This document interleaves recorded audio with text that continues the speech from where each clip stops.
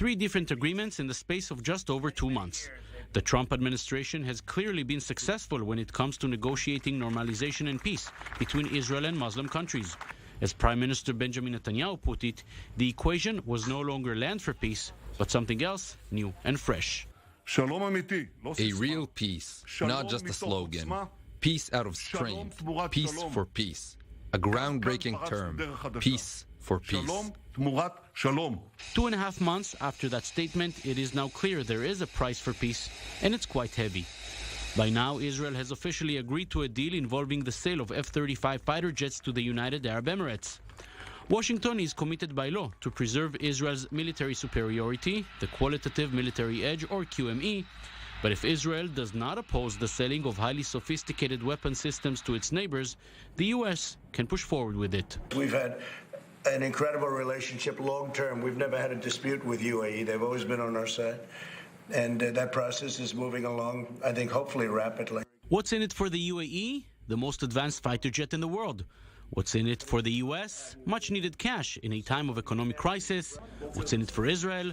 More political turmoil for a mostly dysfunctional government coalition.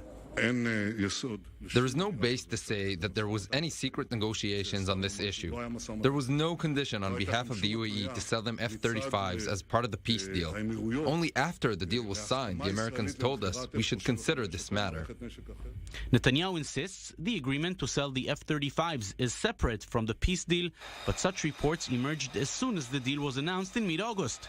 Defense Minister Benny Gantz was not informed of any negotiations with the UAE, according to the Prime Minister, for fear details will be leaked to Iran, a rather strange argument considering the fact Gantz is a former IDF Chief of Staff. Once the deal was announced and reports of the F-35 deal came to light, the Defense Minister felt things were hidden from the security establishment. I am telling you that we must not take any security risks. We will support this governmental effort, but we will verify and verify well that our security interests are maintained. We must sign a peace agreement while showing security responsibility.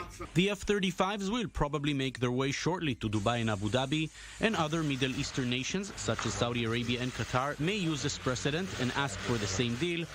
The fighter jets might take off soon, but the Israeli leaders remain grounded in mutual animosity.